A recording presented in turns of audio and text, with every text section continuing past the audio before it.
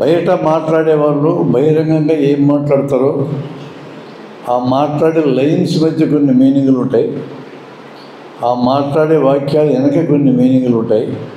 మా 3 సంస్థలకి ఈ ప్రజాస్వామ్య పరిరక్షణ ఐక్య వేదికని ప్రమోట్ చేసిన 3 సంస్థలకి మా అజెండాలు మాకున్నాయి. ముగ్గురము అంగీకరించిన అంశాల దగ్గర కలిసి పనిచేయాలని ముందుకొచ్చాం. అంగీకరించిన అంశాలు మన దేశంలో ప్రజాస్వామ్యాన్ని పరిరక్షించుకోవడానికి ఏం చేయాలి అనే దగ్గర మేము అంగీకరించాం. ఆ పనులు మేము చేసుకుంటూ ఉంటాం. కొంతమందిని ఈ పనులకు కూడా కేటాయిస్తాం. ఇందులో ఎక్కువ టైం వాళ్ళు పాల్గొంటూ ఉంటారు. ఈ సంస్థకున్న బలమంతా మా 3 సంస్థలు మాత్రమే కాదు, ఈ 3 సంస్థలకి సంబంధం లేని వాళ్ళు 180 మంది ఈరోజు ఈ సంస్థలో పనిచేస్తున్నారు. వాళ్ళే మా నిజమైన బలం. ఇక్కడ వచ్చిన వాళ్ళు కూడా అంతే. మా 3 సంస్థల వాళ్ళు తక్కువ మంది ఉన్నాం, ఎక్కువ మంది బయట ఉన్నటువంటి వాళ్ళే. ఎప్పుడైనా ఇలాంటి జనబాహుల్యంతోనే పనులు జరుగుతాయి తప్ప కేవలం 1-2 సంస్థలతో జరగవు. అది తెలుసు కాబట్టే వేదిక నిర్మాణంలోనే ఆ ప్రిన్సిపల్ మేము వాడుకున్నాం. ప్రజలు తీవ్రమైన సమస్య కింద భావిస్తున్న దాన్ని ఏ ఒక్క వ్యక్తితో పరిష్కరించలేడు. ఈ దేశంలో ఉన్న విద్యారంగ సమస్యలు, ఆరోగ్య రంగ సమస్యలు, అవినీతి, మహిళల మీద అత్యాచారాలు, ఇలాంటి పెద్ద పెద్ద సమస్యలు ఏ ఒక్కదాన్ని తీసుకున్నా ఒక వ్యక్తి ఎటు పరిష్కరించలేడు. అలా పరిష్కరిద్దామనే ఉద్దేశంతో బలమైన ఉద్యమం నిర్వహించాలనే కోరికతో ఏర్పడే దాని పేరే వేదిక.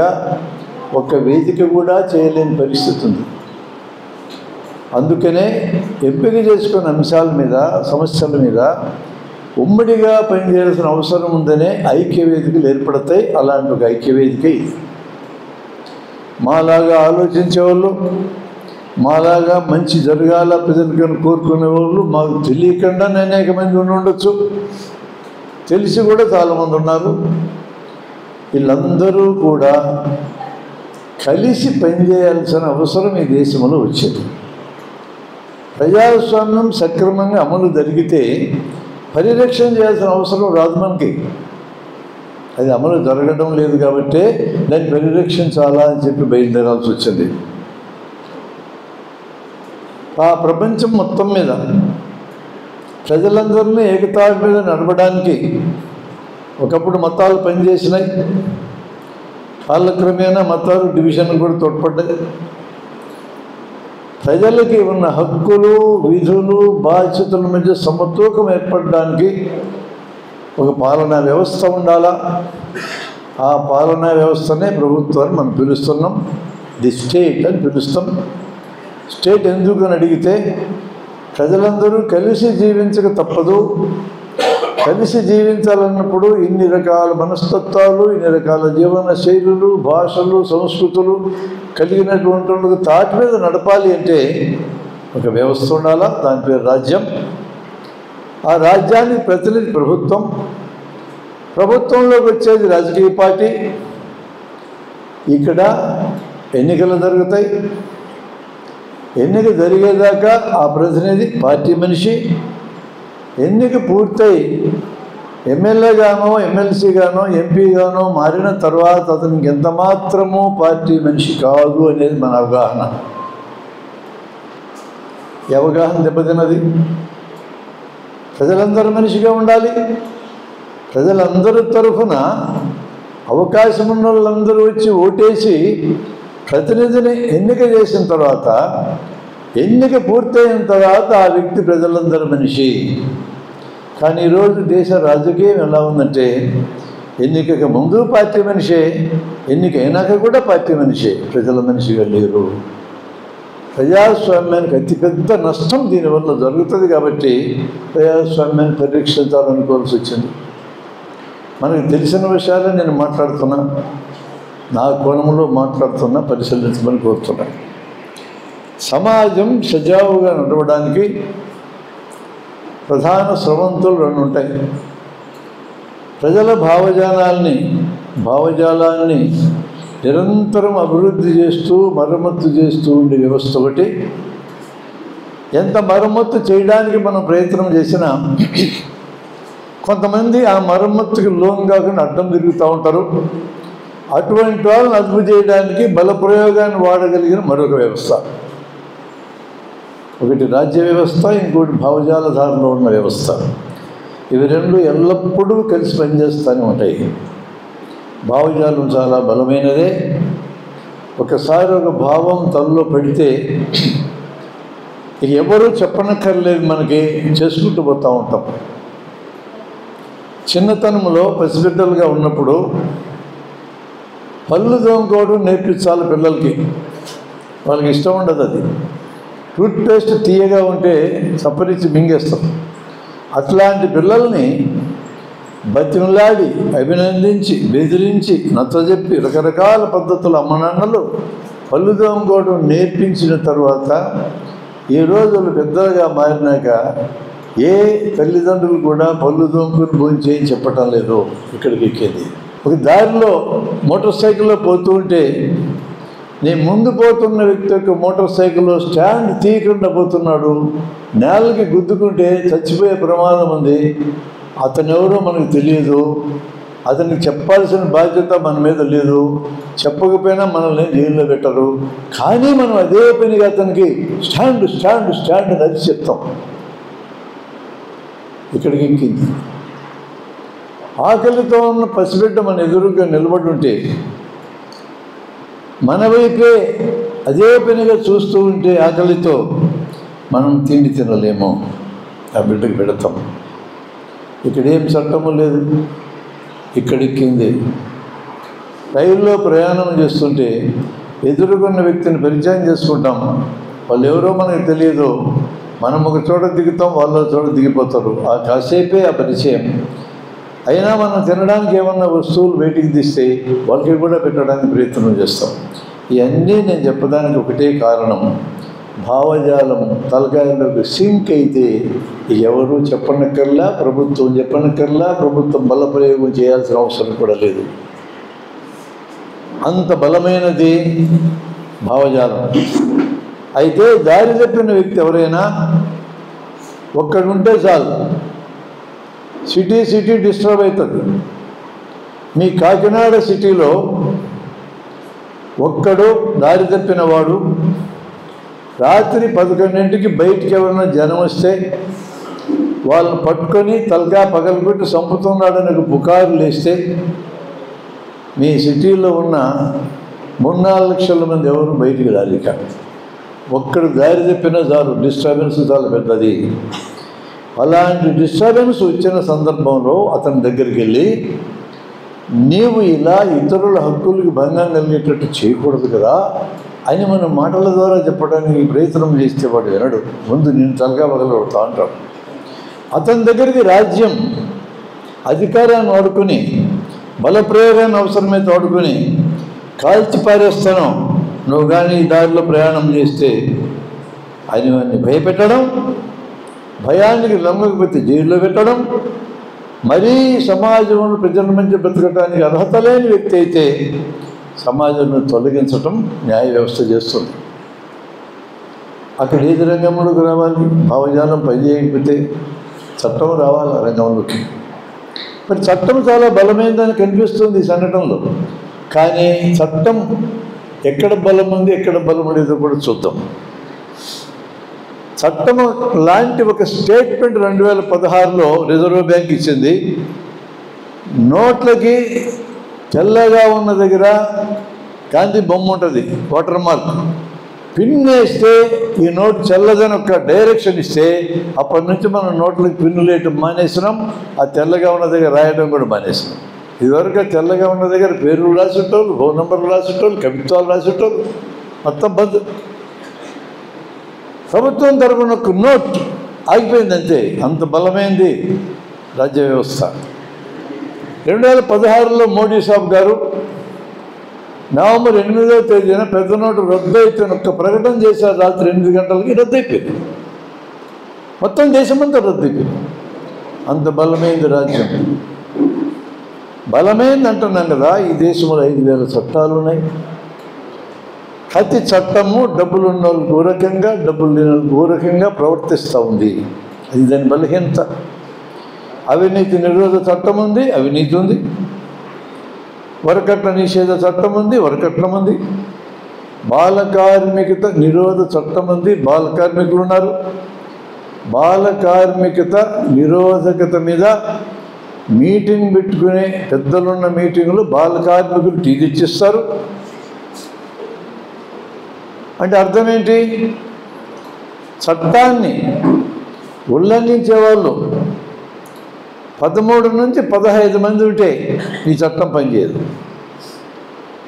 చట్టం చేసేవాళ్ళు, అమలు చేసేవాళ్ళు, న్యాయం చెప్పేటోళ్ళు, ఈ 3 ప్రధానమైన విందులు. ఈ 3ంటికి కాపలా కాసే 4th ఎస్టేట్ మీడియా ఉంది. ఈ 4 వింగుల్లో పనిచేసేటోళ్ళు 100కి 90 మంది వరకట్నం తీసుకోవడం మొదలుపెట్టిన తర్వాత ఇక వరకట్నం తీసే చట్టం పనిచేయదు. ఇప్పుడు అదే జరుగుతుంది. 100కి 90 మంది తీసుకుంటున్నారు, చట్టం ఉంది, అమలు జరగదు. దీని అర్థం ఏంటంటే చట్టం బలమైనదే, కానీ అది పనిచేయని చోట్లు ఉన్నాయి. అప్పుడు ఆ సమస్యని సమాజం పరిష్కరించుకోవడానికి చట్టం సహాయపడదు. మన పిల్లల్ని పెంచేటప్పుడే మన ఇంట్లోనే ఈ నైతిక విషయాలు, విలువలు మనం నేర్పించడం మొదలెట్టి ఆ నేర్పించేదాన్ని స్కూల్లోకి, కాలేజీలోకి కొనసాగించి ఆ తర్వాత బయటకు వచ్చిన తర్వాత సమాజం అంతా ఆ విలువల కోసం నిలబడితే ఆ పద్ధతిలో మాత్రమే చట్టం ఫెయిల్ అయిన దగ్గర జనాన్ని దారిలో పెట్టగలము. టు సమ్మరైజ్, ఈ చిన్న విషయాన్ని మీకు సమ్మరైజ్ చేయడానికి, భావజాలం బలమైనదే, పనిచేయని చోట్లు ఉన్నాయి, అక్కడ చట్టం సహాయానికి రావాలి. చట్టం బలమైనదే, అది పనిచేయని చోట్ల భావజాలం సహాయానికి రావాలి. ఈ 2 జమిలుగా పనిచేయాలి, ఒకదానికొకటి సహాయపడి పనిచేయాలి. ఇలాంటి వ్యవస్థను నిర్మించాలనే ఉద్దేశంతోనే మా 3 సంస్థలు ఒక దగ్గరకు వచ్చి మన ప్రధానమైన ఏరియా భావజాలం నిర్మించటమే, ప్రజల్ని సన్నద్ధం చేయటమే. నేరుగా రాజకీయ పార్టీల్లాగా వీధుల్లోకి వచ్చి ధర్నాలు, పికెటింగులు, ఊరేగింపులు, గాంధీ మహాత్ముడికి వినతి పత్రాలు ఇవ్వడము, అంబేద్కర్ నెత్తిన పాలు వేయటం ఇట్లాంటి పనులు కాదు మనవి. అవి చేసుకునేటోళ్ళు చేసుకుంటారు, వాళ్ళు ఇష్టం. ఈ పనులు ప్రజాస్వామ్య పరిరక్షణ ఐక్యవేదిక చేయదు. ఇది తలకాయలు మరమ్మత్తు చేసే పని మీద ఉన్నాం. ఎందుకు ఈ రంగాన్ని ఇప్పుడు ఎంపిక చేసుకున్నాము అంటే అందులో కూడా పాల్గొనవచ్చు కదా అని మీరు అడగచ్చు. మా నాయకులు కొంతమంది, మా పుట్టా సురేంద్రరావు గారు సత్యాన్వేషణ మండలి, రమణమూర్తి గారు జయభారతం, ఈ నాయకులు ఎవరైనా తీర్మానించుకొని గట్టిగా ప్రయత్నం చేస్తే ఒక ఎమ్మెల్యే కాలేరా? కాగలరు. అసాధ్యం కాదు, అది కష్టసాధ్యం. మనందరికీ ఈరోజు ఎమ్మెల్యేకి పోటీ చేసే వయస్సు అర్హత ఉంది, ఓటింగ్ హక్కు ఉంది అనుకుంటాం మనం. వ్యవస్థ అస్తవ్యస్తంగా మారడానికి మనమే కారణం. సూత్రప్రాయంగా కరెక్టే, కానీ అర్హత ఉన్న ఇళ్లలో ఏ ఒక్కరైనా ఎమ్మెల్యేగా మీరు నిలబడగలరా? నిలబడితే గెలవగలరా? గెలిస్తే ప్రజల కోసం మిగలగలరా? ఈ 3 అసాధ్యమని నేను చెప్తాను. ప్రజలను అలాంటి ఒక ఇబ్బందికరమైన స్థితిలోకి నెట్టబడిన తర్వాత ప్రజలే ఈ అరాజకానికి కారణం అనుకుంటే, ప్రజలను ఆ స్థాయిలో పెట్టింది పరిపాలించటం. ఒక ఇంట్లో పిల్లవాడు తప్పు చేస్తే తల్లిదండ్రులది బాధ్యత, ఒక స్కూల్లో విద్యార్థి తప్పు చేస్తే టీచర్ది బాధ్యత, బలహీనుడు తప్పు చేస్తే బలవంతుడిదే బాధ్యత. పూర్తి స్థాయి అధికారం చేతిలో లేకుండా ఓటు ఒక్కటే వేయగలిగే పరిస్థితి మాత్రమే ఉన్న చోట అధికారంలోకి వచ్చిన వాళ్ళది బాధ్యత. వాళ్ళు ఆ బాధ్యత నిర్వర్తించినప్పుడు మనలాంటి ఎవడో ఎమ్మెల్యేలే సమస్య లేదు. ఈరోజు డబ్బులు ఖర్చు పెట్టగలిగేవాడు ఎమ్మెల్యే అవుతాడు, ఎంపీ అవుతాడు. కోట్లు పెట్టాలా, రూపాయలు 2 రూపాయలు కాదు. ఇలాంటి స్థితిలో కూడా ₹1 ఖర్చు పెట్టకుండా ఎమ్మెల్యే కాగలరు. వెస్ట్ గోదావరిలో 2009లో ఒక వ్యక్తి నిరూపించాడు. అక్కడక్కడ కనపడతారు. వాళ్ళ సంఖ్య చాలా తక్కువ. చాలా మంచి వ్యక్తిని ఇతనైతే రాజకీయాల్లోకి వెళితే ప్రజలకు మేలు జరుగుతుందని మనం పంపించినా కూడా అతను మనకి మిగలడు. అతను ఊరికి ఇంట్లో కూర్చొని ప్రజల పనులు చేస్తున్నా, అతని ఏరియాలో ఏ డెవలప్మెంట్ వర్క్ జరిగినా ఆ కాంట్రాక్టర్లు 10% డబ్బులు తెచ్చి ఆయన ఇంట్లో పెట్టిపోతారు. అందరు ఇట్లున్నారని చెప్పటం నా ఉద్దేశం కాదు. ఇట్లుండే వాళ్ళే మెజారిటీ ఉన్నారని చెప్పటమే నా ఉద్దేశం. ఏం చేయాలి? అతను తీసుకోవాలా వద్దా? మేము అట్లా ఒక నెనుగు చేసినాం. మా వేదిక తరఫున కూడా 5-6 ప్రజాప్రతినిధులు అయినారు. ఒక ప్రజాప్రతినిధి గురించి మాట్లాడుతున్నా. అతని దగ్గరికి వెళ్ళి నువ్వు ఇట్లా డబ్బు తీసుకోవడం తప్పు కదా అన్నాం. నేనేం చేయమంటావు రా, తెచ్చి పడేసిపోయినారు అన్నారు. పడేసిపోయిన ఒప్పుకోకూడదు కదా అని అన్నాం. ఒప్పుకోకపోతే ఇంకొకరు తీసుకుంటారు దాన్ని, లేదా వాడే వాడుకుంటాడు. దాని బదులు నా దగ్గరికి వచ్చిన దాన్ని ప్రజలకు నేను ఉపయోగకరంగా వాడటం తప్పెట్లయితుంది అన్నాడు. ఆర్గ్యుమెంట్ ఎట్లుందో చూడు. ఇంకో ఆర్గ్యుమెంట్ చెప్పాడు, దీనికి మీ దగ్గర ఆన్సరే ఉండదు. దారిని పోతూ ఉంటే 5 రూపాయల నాణ్యం కనపడితే తీసుకుంటామా తీసుకోమా అని అడిగాడు. 5 రూపాయల నాణ్యం అంటే మానవ శ్రమ. మానవ శ్రమని మట్టిలో కలపడానికి మనం ఇష్టపడం. తీసుకుంటాము. ఇది నాదని ఎవడన్నా అడిగితే ఇస్తాం, మంచోళ్ళం కాబట్టి. ఎవడు లేడక్కడ అడిగేవాడు, ఖచ్చితంగా జేబులు వేసుకుంటాం. తప్పని నేను అనడంలా. మానవ శ్రమని మట్టిలో కలవనీయకూడదు. దారిని పోతుంటే పర్సు దొరికింది, పర్సులో ఫోటో లేదు, అడ్రస్ లేదు, 10,000 రూపాయల డబ్బులు ఉన్నాయి, ఏం చేస్తానని అడిగాను నేను విద్యార్థుల్ని. పోలీసులకు ఇస్తానన్నాడు ఒక విద్యార్థి. మరొక విద్యార్థి ఏమన్నాడంటే, అడ్రస్ లేదు, ఫోటో లేదు, పోలీసులు మాత్రం ఏం చేస్తారు అన్నాడు. మరి ఏం చేయాలి అన్నాడు మొదటోడు. మనమే తీసుకుని చాక్లెట్లు కొనుక్కున్నాం అన్నాడు. మీరు ఎట్లా తప్పడతారు పిల్లలు మీరు చెప్పండి? అక్కడ అడ్రస్ లేదు, ఫోటో లేదు, ఏ వివరము లేదు. పోలీసులకు ఇస్తే అది భద్రంగా పోలీస్ స్టేషన్లో పెట్టి ఎవరన్నా పోగొట్టుకున్నామని వస్తే వాళ్ళ ఐడెంటిటీ గుర్తించి వాళ్ళకి ఇస్తారనే నమ్మకం పిల్లలకు కూడా లేకుండా పోయిన వ్యవస్థలో మనం ఉన్నాం. పిల్లలకు కూడా లేదన్న నమ్మకం. ఇంకా పెద్దోళ్ళకి ఎటు లేదు. ఇంత అవ్యవస్థ వచ్చిన దగ్గర మనం ఈ బేసిక్స్ తెలుసుకోకుండా దేనికోసం నిలబడతామో మనం ఆలోచించాల్సిన పని లేదా? నేనైతే మా సంస్థలో కానీ మా ఉమ్మడి సంస్థలో కానీ మీరు ఎన్నికల్లో నిలబడి ఎమ్మెల్యేలుగా పోటీలు చేసి గెలవండి అనే సలహా మేము ఇవ్వడం. గెలిచినా కూడా మీరు మాకు మిగలరెండు దగ్గర మేము ఉన్నాం. మనకి వ్యక్తిగతంగా పార్టీలు అంటే ప్రేమ ఉండొచ్చు, ద్వేషం ఉండొచ్చు, అయ్యేది మీ సొంత ఇష్టం. మీకున్న మత అనుకూలత కానీ, కుల అనుకూలత కానీ, రాజకీయ పార్టీ అనుకూలత కానీ వ్యక్తిగత విషయం. దీన్ని మేము చర్చించాం. కానీ వేదికగా మేము వీటిని ప్రమోట్ చేయం. మేము నాయకులుగా పాల్గొన్నాం. ఆ క్లారిటీ పెట్టుకొని మేము పనిచేస్తున్నాం.